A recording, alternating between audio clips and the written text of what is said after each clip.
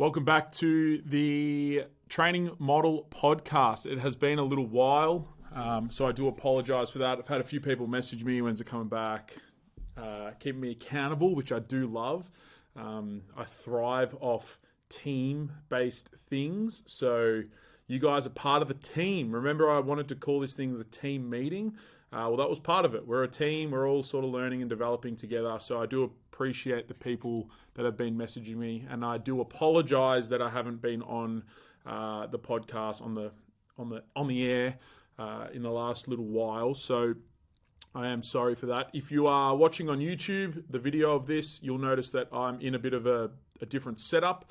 I've set myself up a little hybrid desk here in the potty room for Melbourne Strength Culture, just so I've got my own space and I can sort of just knuckle down and get into focused work, I guess, because, and this is part of the reason why I haven't really been doing the podcast, is I have just completely underestimated the commitment of running, obviously, Strength Culture, the main business, trying to build Training Model, my secondary personal sort of business and pursuits and my own career development stuff. And then also just being a dad, completely underestimated all of that. It's probably naive of me to think that and think that I could do it all at once and everything. But I think I've now found, especially speaking with Laura, I think I've definitely now found a better strategy to get work done. It means that I'm spending more time here at the gym so that when I am at home, I don't have anything that I need to finish off. I just got to make sure I get all my work done whilst I'm at work. So yeah, it's definitely been a bit of a change for me, but really starting to hit my strides, which is great. If you've followed along on the earlier episodes of the podcast, it's been a bit of a journey for myself over the last few years. A lot of personal things have happened, a lot of just quarter-life crisis-based things have happened that have made me really question a lot of my direction with a bunch of different things. And I know I was alluding to the fact that things were starting to really progress from my subjective world, and that has just continued to happen, especially over the last few months with becoming a dad and my direction, and now really starting to push into what I will call phase 2 of Training Model.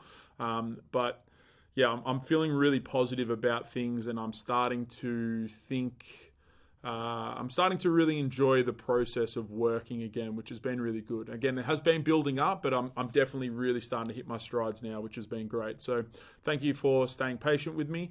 And yeah, today's episode is really just a bit of a life update. There's a bunch of stuff happening with Training Model that I want to update everybody on. We also got a question from Zoe Smith, an old member at Culture. Hopefully she comes back soon, but she put in a good question for 3 things for a new coach to focus on. So we'll unpack that towards the end of this episode.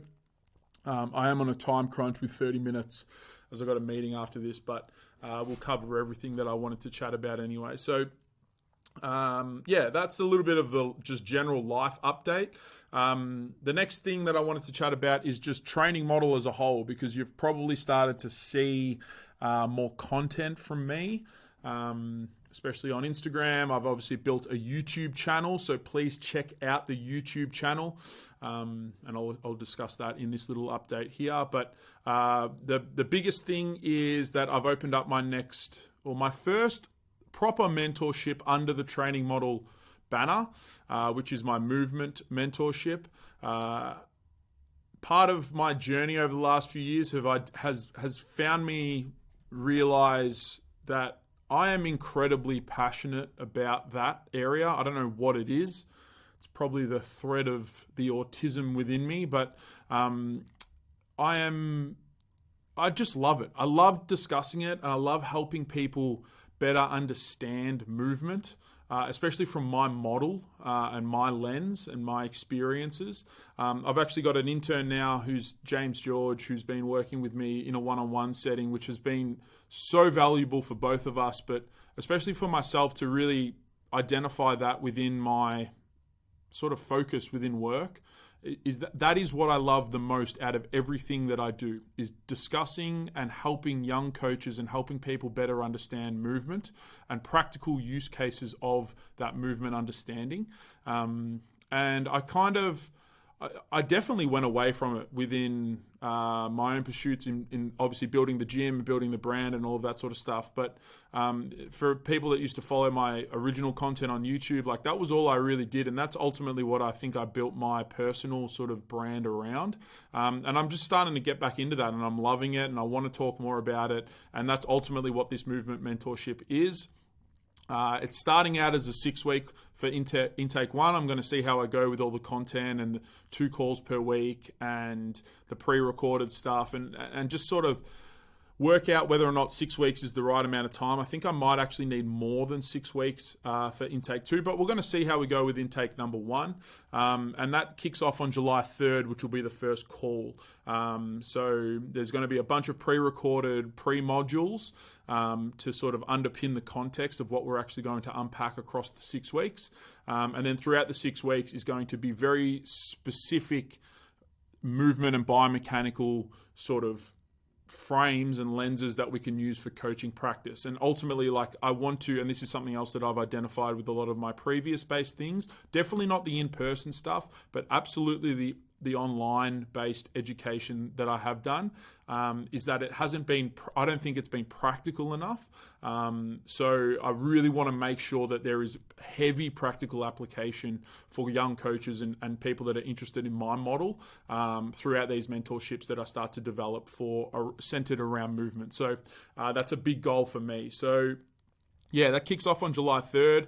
And I wanted to spend a little bit of time in this episode to discuss what the goal is for the goal outcome for the movement mentorship. Obviously, the practical stuff matters, but and is going to be a key focus. But I think the biggest thing is that I want to let people into how I view human movement. And ultimately, it's my model of human movement. I have been scraping through all of the education and stuff that I've done over the years, and I'm trying to boil it down to a very practical based model that people can use. And that model comes, I've boiled it all the way down to 3 main principles that I need people and I want people to understand, because I think if you can understand these 3 key principles of movement and human movement, you really can observe and view all models and get the most out of them. So whether or not you like, like one person that I always, because I absolutely love him and I love the way he goes about it, and I think he is the gold standard in our industry for education and stuff like that, which would be David Gray. Like, I know a lot of people observe David Gray's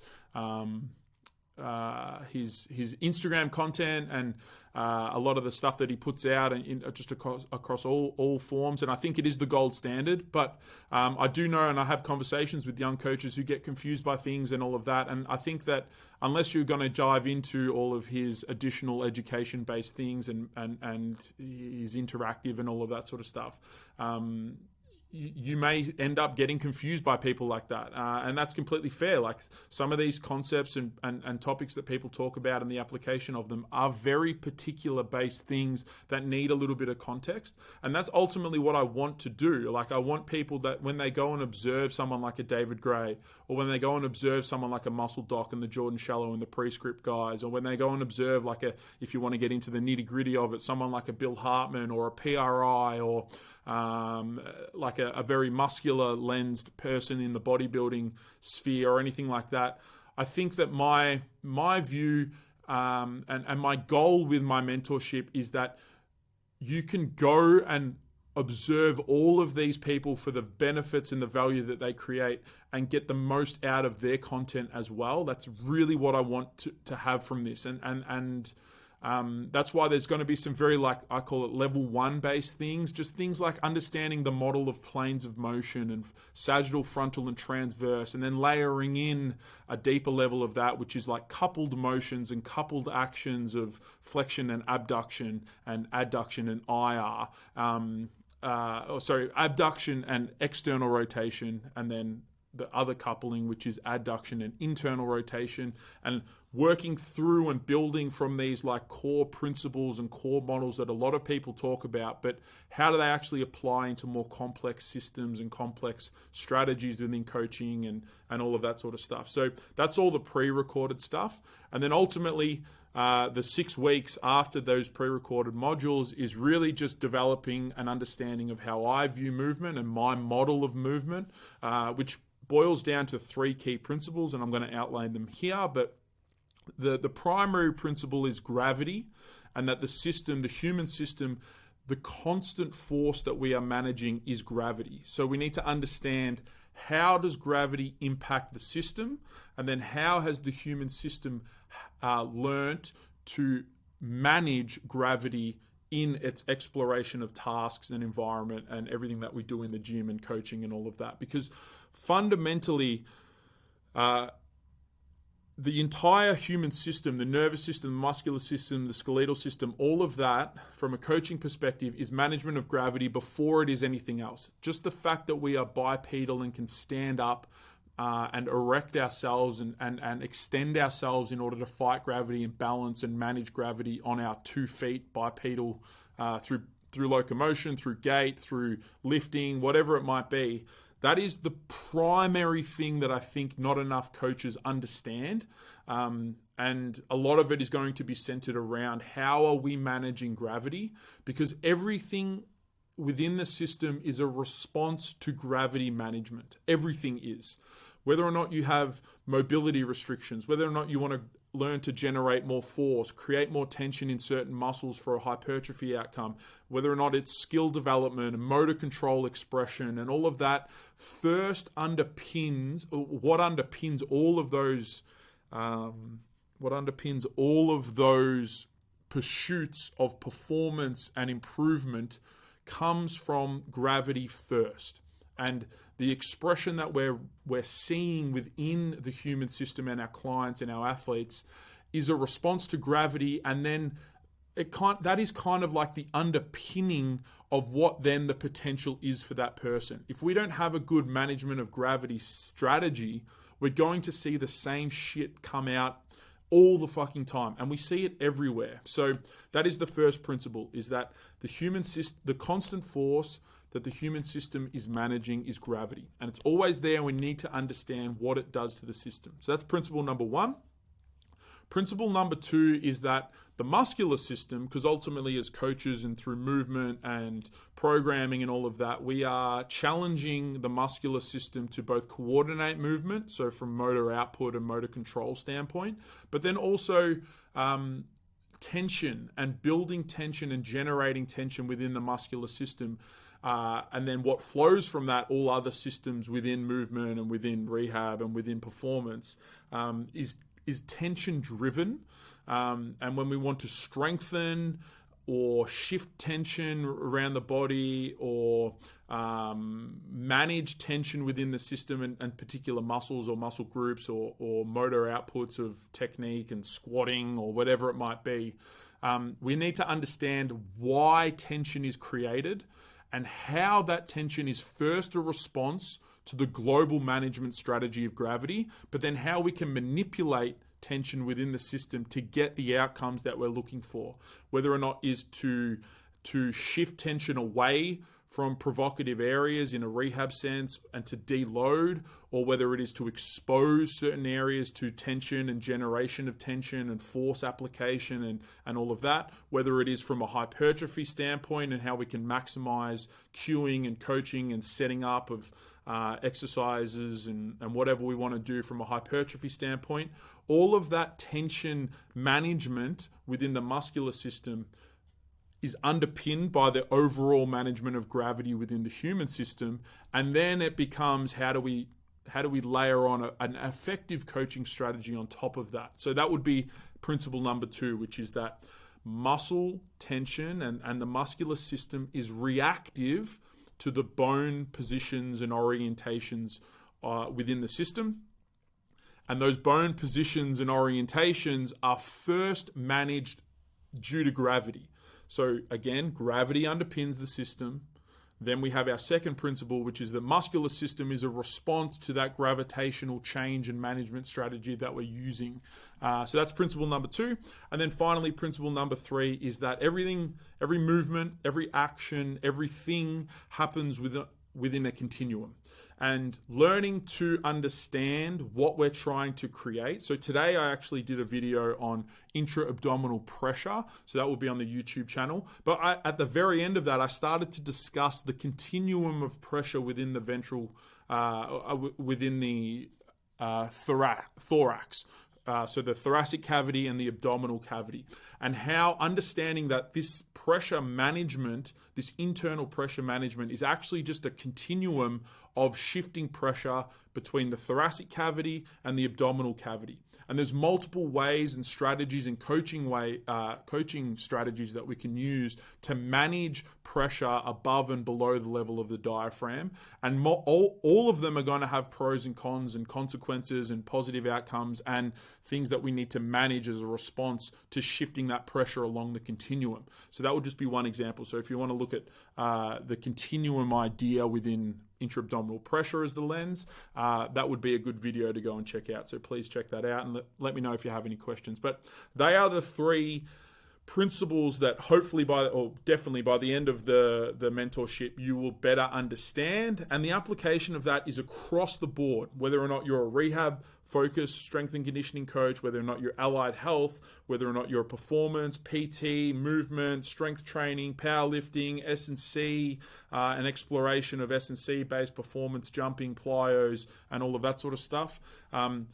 An understanding of this global system and this global model that I use and I've kind of developed through all of my experiences, I think is going to be really practical. So yeah, if you're interested in that, you can jump through one of the links down below, or all the information, or send me a DM, but all the information is on the website. So please do check that out. As a podcast listener, you can get a 20% discount using the code GRAVITY2. So the number 2. So Gravity2, one word, will save you 20%. That code is live until the 21st of June. So we've currently got, I think, 14 coaches in the first intake, which is great. I kind of set a little goal for myself to get 20. I think we'll get to 20, and I think I'm really looking forward to running people through my model, and also using the YouTube channel as a sort of exploration of ideas. Of how my model is actually presented in all case stuff within coaching and movement in the gym. So that's a little bit of an update from that. The second part of the training model update is I've actually created a bundle course, which I'm just calling like the Foundations Bundle, which brings together the Business 101 course for business systems and back-end development for young coaches, and then also my training model course, which is a complete overview of all of the things that I think about within coaching. So it goes into programming, client management, movement, and just practical case studies across the board. So I've created a Foundations Bundle that puts them both together, and that also has a 25% discount on the website as well. So you can check that out if you're interested in jumping into any of my courses to better understand where I'm coming from a lot of these sort of conversations, because we're going to cover some ground on the YouTube channel, and I know people will get lost because not all of the context is in there, and that's okay. I will do my best to continue to layer in deeper and more context into the content, but if you really want to get a overview of everything that I'm thinking about, you can jump into those Foundations courses. And I plan on updating, especially the training model one, as I fine-tune the movement stuff through the mentorship. I might create a little bit more content that goes into that course as well. And if you purchase it, you get all updated versions and new content as I start to develop them. So that would be the final thing that I wanted to chat about with the training model update.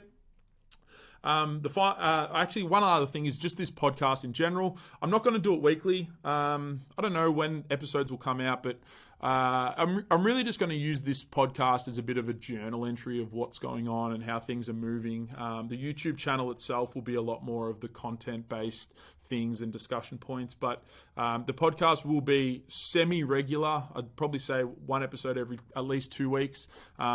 Just a bit of an update and a bit of a chat about just things. I know people seem to enjoy the process of or learning from my perspective in the process of obviously building strength culture and the coaching brand and the brand of strength culture in the gym, but also the training model stuff as well from a coach development side of things. So that's a bit of an update there. Let's now chat about strength culture and what's going on there.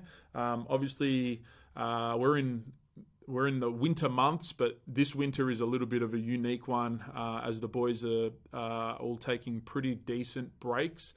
Didier just got back from his honeymoon in Japan, which was awesome. I managed his client load over that period, the 3-week period, which I absolutely loved.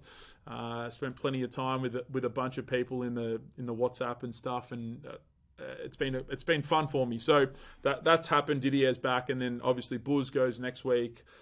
He's gone for a while. He's gone for 9 weeks, but only half of that is completely off work. He's going to do the other half of that online from Greece. Very on brand for him, but that would be that's happening. And then also Charlie's going away. It's Charlie's wedding over in Santorini. So a bit of a new challenge for me as a business owner, managing sort of staff holidays in this length, but I think we've got a good system and strategy in place. And it also means that my coaching load for a 2-week period there, I'm up around 55 or 60 clients, which I haven't been there for 2019, I think. I peaked at about 55 clients and then completely burnt out, but this is only for a very short period. So, and I'm also not doing any of the programming. The boys have covered all the programs. So it's really just client management and just checking in and checking some technique and making adjustments if things need to change or whatever. So I'm looking forward to that. It will be a big workload, but we'll work it out. So there's a bit going on there from just the gym perspective. But overall, I'm looking forward to this next period, especially with the training model stuff really starting to build out and grow there. So that's the only other thing that's probably worth mentioning. So I spoke about it earlier, but I have been doing like a one-on-one internship with James George. It's just kind of been an organic thing that has developed. He was in a spot with his uni hours that he needed some help. He obviously spends a lot of time here at the gym, and he's just got a thirst for information and asks really good practical questions. So, and I owe a lot to him really in sort of, for my own just subjective stuff. Just working with him has really highlighted to me that is my passion, helping young coaches, especially around the movement stuff. So it's been really valuable for myself, but I know it's been very valuable for James as well. So I want to thank him for pushing me to really spend more time and do more time on that development sort of stuff. But we used to run internships at the gym. They were like 10-week processes. We probably ran about 8 or 9 intakes prior to COVID. Coming out of COVID, a lot of things changed for myself. And then I used to charge for them for a little period, and then it slowly became just like a lecture-based thing, and there was no requirement to be at the gym and spend time on the gym floor.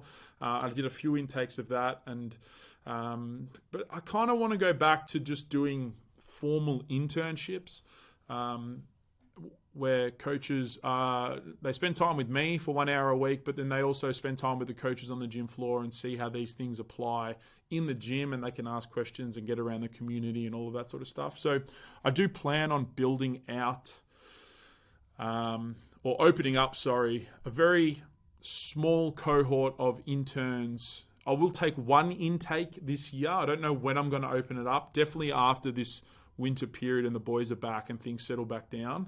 So we're probably looking at more Q4.